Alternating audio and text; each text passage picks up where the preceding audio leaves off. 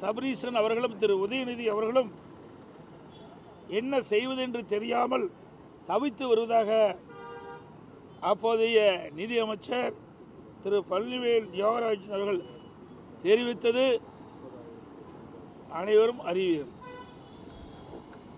ஒரு ஆண்டுக்கே இவ்வளவு என்றால் இந்த 4.5 ஆண்டுகளில் எவ்வளவு கொள்ளையடித்திருப்பார்கள் என்று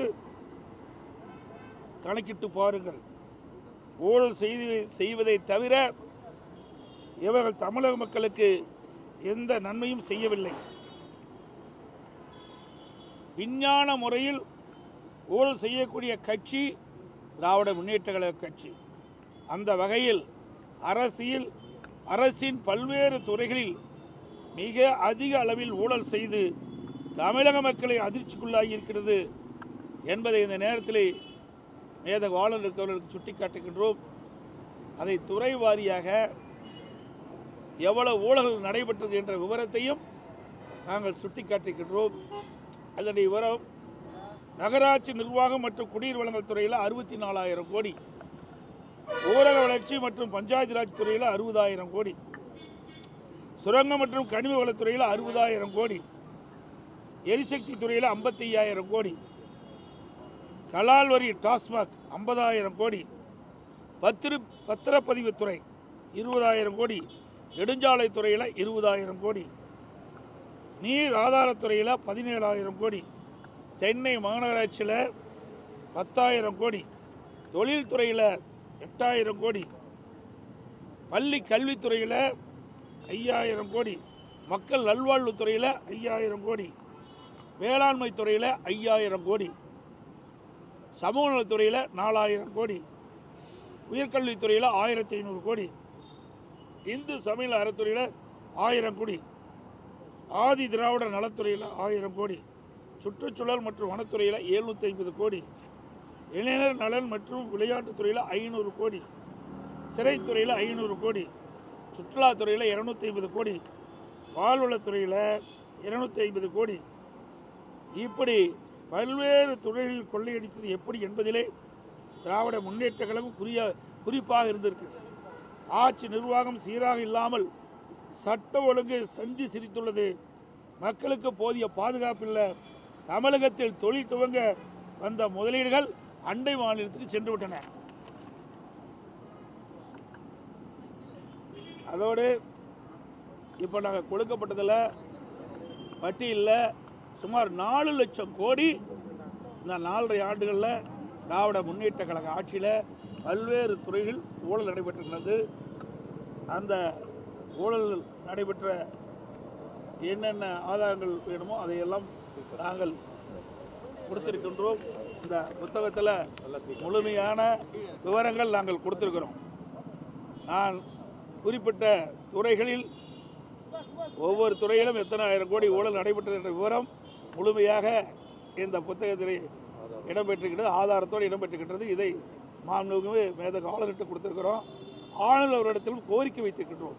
இந்த 4.5 ஆண்டு காலத்தில் பல்வேறு துறைகளில் நடைபெற்ற 4 லட்சம் கோடியை இதை ஒரு விசாரணை கமிஷன் அமைத்து விசாரிக்க வேண்டும். இந்த விசாரணை கமிஷனுக்கு உச்சநீதிமன்ற ஓய்வு பெற்ற நீதிபதியை நியமிக்க வேண்டும் என்று கோரிக்கை வைத்திருக்கின்றோம். இதுக்கு ஆதாரம் தான் இருக்குது. என்ன அடிப்படைன்னா ஆதாரத்தோடு கொடுத்துருக்கோம். அதுக்கு தான் இந்த பட்டியலில் அடங்கின்ற விவரங்களை எல்லாம் விசாரணை கமிஷன் ஒன்று அமைக்கப்பட்டு இந்த விசாரணை கமிஷனுக்கு ஓய்வு பெற்ற உச்ச நீதிமன்ற நீதிபதியை நியமிக்க வேண்டும் என்று நாங்கள் வலியுறுத்தி இருக்கின்றோம். மேதக ஆளுநர்கிட்ட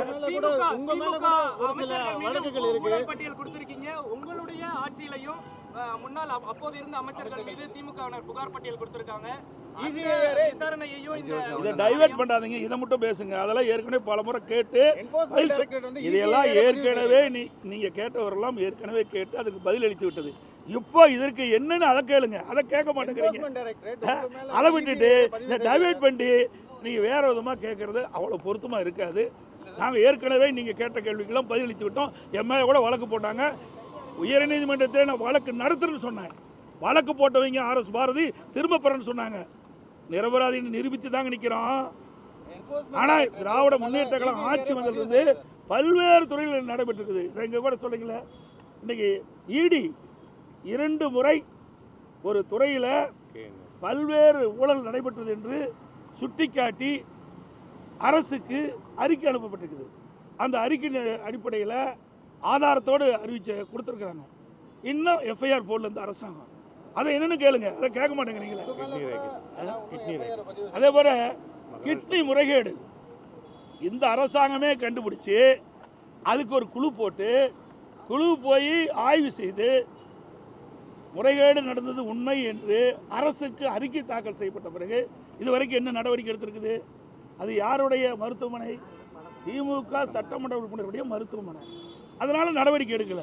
இதையெல்லாம் கேள்வி கேளுங்க, இதற்கு விவாதம் பண்ண வைங்க.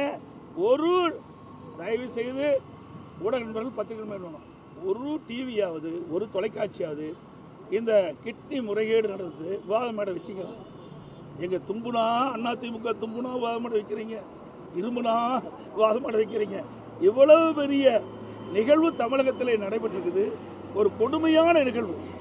வறுமையை பயன்படுத்தி பணத்தாசை காட்டி அந்த ஏழைகள் வந்து இந்த கிட்னி முறைகேடு இருக்குது, கிட்னி திருடி இருக்காங்களே, இதுக்கு என்ன நடவடிக்கை இந்த அரசு எடுத்து இன்றைக்கு மகாராஷ்டிரா அரசாங்கம் நடவடிக்கை எடுத்திருக்கு. அப்படி தமிழ்நாடு அரசு என்ன நடவடிக்கை எடுத்திருக்கு? இந்த முதலமைச்சர் என்ன நடவடிக்கை எடுத்திருக்காங்க? பட்டியலை வச்சு ஆளுநர் தரப்புல இருந்து என்ன லேப்டாப்பை நாங்கள் தொடர்ந்து வலியுறுத்திட்டு வரோம். இந்த ஆட்சி பொறுப்பேற்ற பிறகு நம்முடைய விஞ்ஞான கல்வி, நம்முடைய மாணவர்கள் திறமையான மாணவராக உலகத்தரத்திற்கு ஏற்ற கல்வி விஞ்ஞான முறையில் கொடுக்க வேண்டுவதற்காகத்தான் மாண்புமிகு புரட்சித் தலைவி அம்மாவர்கள் சிந்தனையில் ஒதுக்கப்பட்ட இந்த மடிக்கணி திட்டத்தை நடைமுறைப்படுத்தணும்னு சொன்னோம். அதிமுக ஆட்சி இருக்கின்ற வரைக்கும் சுமார் 52,36,000 மடிக்கணின்னு மாணவர்களுக்கு கொடுத்தோம். திராவிட முன்னேற்ற கழக அரசு 4 ஆண்டு காலமாக அதை கிடப்பில் போட்டுடுது. இப்பொழுதுதான் அந்த மடிக்கணியை கொடுப்பதாக அறிவித்து முதற்கட்டமாக கொடுத்துருக்கா செய்தி வந்திருக்குது, நாங்கள் பார்த்தேன். இதை கொடுப்பதில் நாங்கள் வரவேற்க எந்த மாற்று கருத்துங்க. ஏன்னா இது அனைத்து இந்திய அண்ணா திராவிட முன்னேற்ற கழக அரசு கொண்டு வந்த திட்டம். அந்த திட்டத்தை இவர் இப்போ தான் கடைபிடிக்கிறாங்க.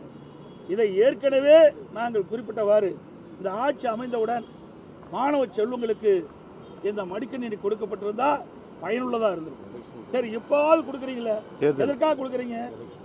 நடைபெறுகின்ற தேர்தலில் இந்த மாணவருடைய வாக்கு தேவை, அதற்கு தான் இந்த லேப்டாப் கொடுக்குறாங்க ஒழிய மாணவன் நலனுக்காக கொடுக்கல, மாணவனுக்கு நன்மை கிடைப்பதற்காக கொடுக்கல. அப்படி கொடுக்குவதாக இருந்தால் இந்த அரசு 2025ஆம் ஆண்டு கல்லூரி திறப்பதற்கு முன்பு கல்லூரி திறந்த பிறகு கொடுத்திருந்தா கூட பரவாயில்ல, அப்பவும் கொடுக்கல. அப்போ கல்லூரி சேர்ந்த மாணவர்கள் கடனை உடனே வாங்கி லேப்டாப்பை வாங்கி படிச்சுட்டு இருக்கிறாங்க. அதாவது இன்றைக்கு 3 ஆண்டு நிறைவுப்பட போகுது. இன்னும் 2 மாதத்தில் 3 ஆண்டு நிறைவு பெற்று மாணவர்கள் வந்து வெளியேற போகிறாங்க. அப்போது இந்த லேப்டாப் கொடுக்குறீங்க, அதனால் என்ன பயன்? ஆக இந்த அரசோடைய நோக்கம் என்ன? தேர்தலில் அவருடைய வாக்கு கிடைக்க வேணும், அதுதான் நோக்கம். மாணவர்களுக்கு நல்லது செய்யணும், நன்மை செய்யணும் நோக்கமே இல்லை.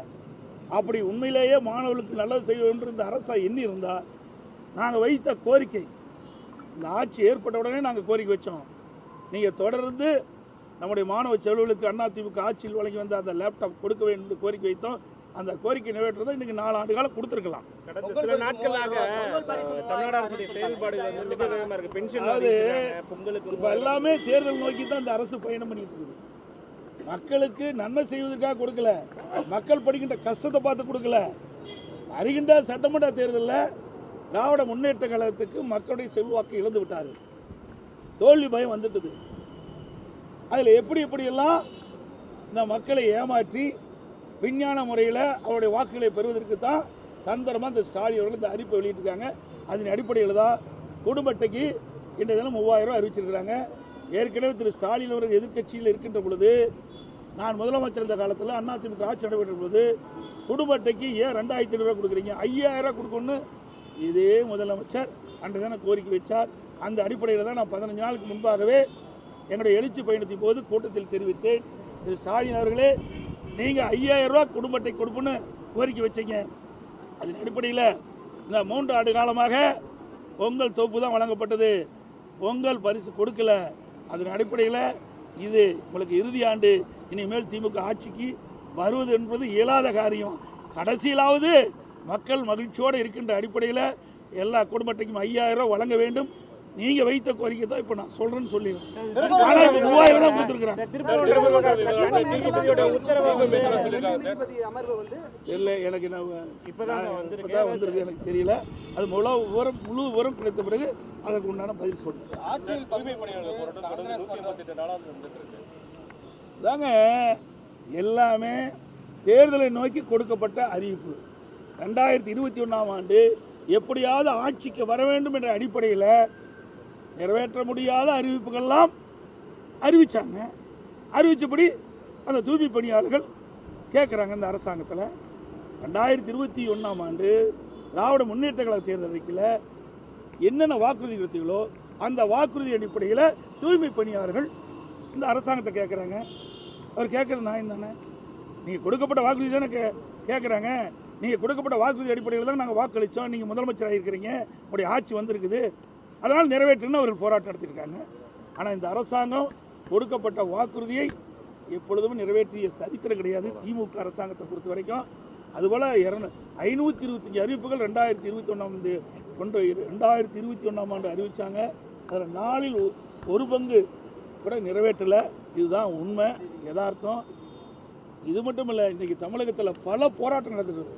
விவசாயிகள் போராட்டம், பஸ் தொழிலாளர் போராட்டம், செவிலியர் போராட்டம், இடைநிலை ஆசிரியர்கள் போராட்டம், தூய்மை பணியாளர் போராட்டம், இப்படி எல்லா தரப்புமே இன்றைக்கி போராட்டத்துக்கு வந்துட்டாங்க. வீதியில் வந்து போராடிட்டு இருக்காங்க.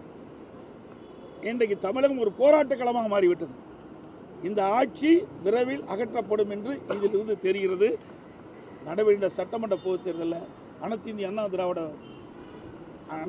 திராவிட முன்னேற்ற கழக தலைமையில் அமைக்கப்படும் கூட்டணி அதிக இடங்களில் வென்று அனைத்து இந்திய அண்ணா திராவிட முன்னேற்ற கழகம் தனி பெரும்பான்மையோட ஆட்சி அமைக்கும்.